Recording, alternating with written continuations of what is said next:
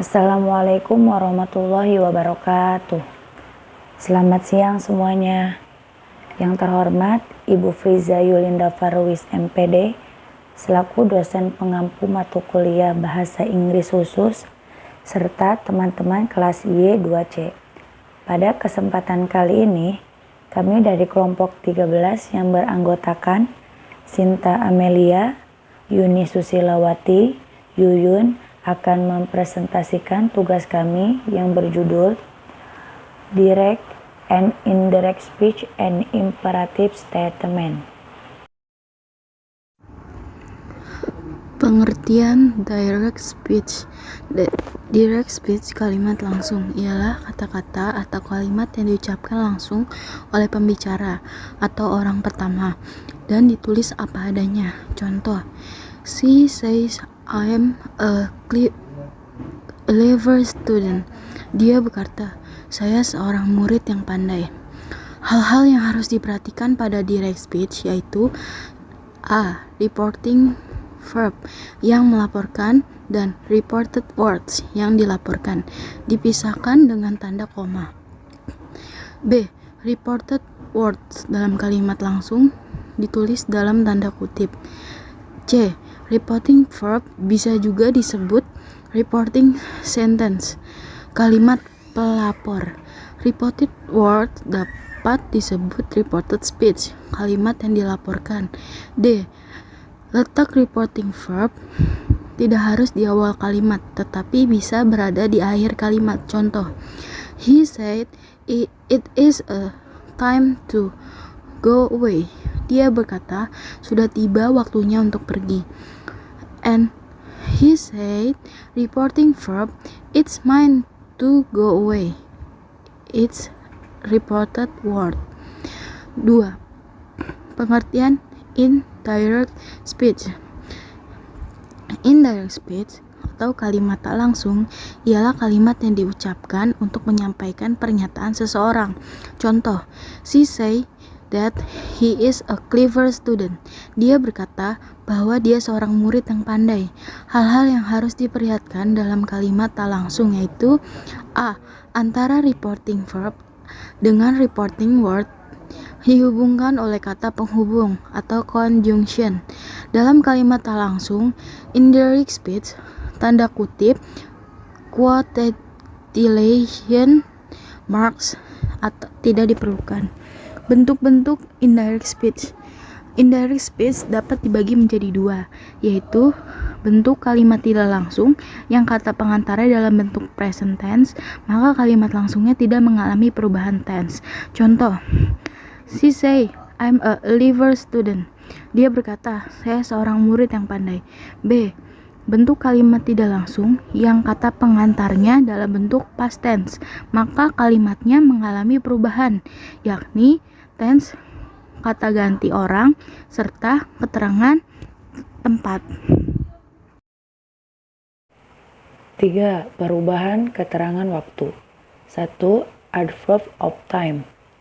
Now menjadi then, today menjadi that day, yesterday menjadi the day before, the previous day, last night menjadi the night before, last week menjadi the week before, a week ago menjadi a week before, a month ago menjadi a month before, tomorrow menjadi the following day, the next day, next week menjadi the following week, next month menjadi the following month, the next year menjadi the following.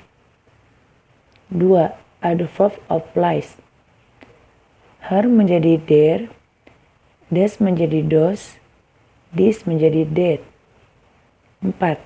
Perubahan dari direct speech menjadi indirect speech. Pernyataan atau statement.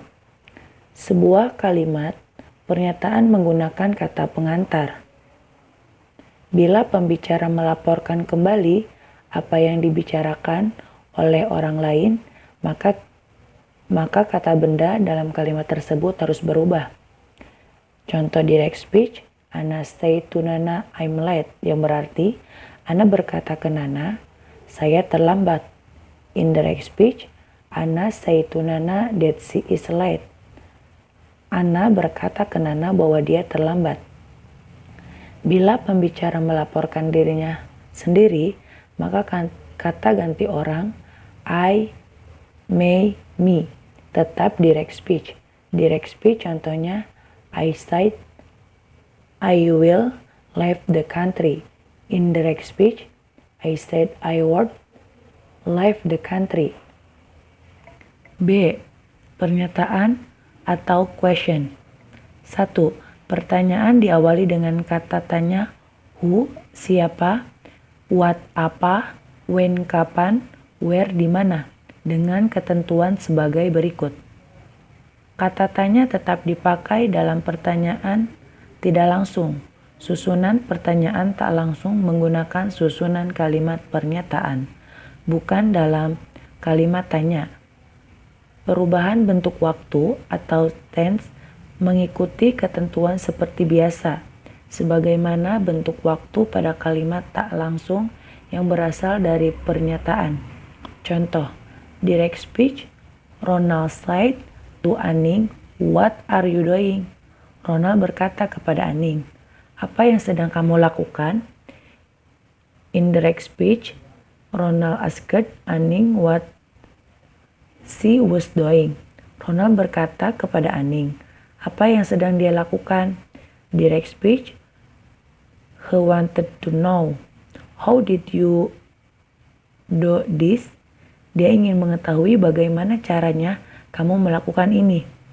Indirect speech, he wanted to know how I had done that.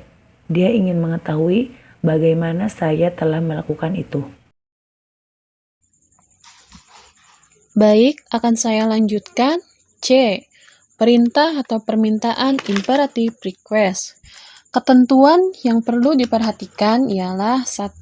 Apabila reported word atau kata-kata yang dilaporkan merupakan kalimat perintah atau permintaan, maka reporting verb atau kata kerja yang melaporkan yang berupa say atau tell harus diubah menjadi kata kerja tertentu yang menandakan antara lain command, perintah, misalnya ordered, commanded yang berarti menyuruh atau memerintah, private, petunjuk, bimbingan, didikan, misalnya advised yang berarti menasehati, request, permohonan, misalnya asked yang berarti meminta atau memohon, urgency, permohonan yang sangat mendesak, misalnya get yang berarti meminta atau memohon dengan sangat, prohibition, larangan, misalnya forbid yang berarti melarang.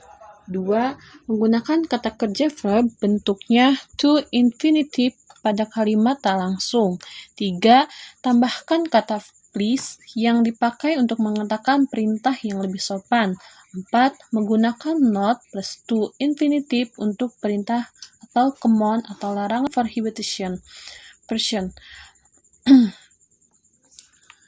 Menjadi orang ketiga third person. Contoh, I, we, you. I contohnya menjadi he or she. We menjadi they. You menjadi me, he, she, or they. Contoh direct and direct speech. 1. Contoh direct speech atau kalimat langsung dalam bahasa Inggris. He said, I will come here. Dia berkata, saya akan datang ke sini. She said to her friend, I have been waiting. Dia berkata pada temannya, saya sudah menunggu. 2. Contoh indirect speech atau kalimat tidak langsung dalam bahasa Inggris. She asked him to help her. Dia memintanya untuk menolong dia. She advised Bill not to be lazy. Dia menyarankan Billy agar tidak malas. Kesimpulan, direct speech atau kalimat langsung dipakai untuk menyampaikan ucapan seseorang dengan cara mengulangi ucapan atau tuturan si penutur apa adanya. Kutipan langsung dalam direct speech selalu diapit oleh dua tanda. Kutip yang diawali dengan tanda koma. In direct speech, kalimat tidak langsung dipakai untuk menyampaikan ucapan seseorang dengan makna yang persis tanpa mengulangi kata-kata si penutur dengan tepat. Dalam indirect speech, kita sering menggunakan kata penghubung that serta mengubah menjadi tenses dan kata-kata lainnya jika perlu. Direct and indirect speech digunakan untuk mengatakan atau menceritakan kembali apa yang dikatakan seseorang kepada orang lain. Dalam direct speech, kita mengulangi lagi kembali persis seperti apa yang dikatakan seseorang atau apa yang kita dengar dengan tidak mengubah satu kata pun. Baik, mungkin cukup sekian dari kelompok kami, kurang lebihnya mohon dimaafkan. Wabillahi taufiq wal hidayat. Wassalamualaikum warahmatullahi wabarakatuh.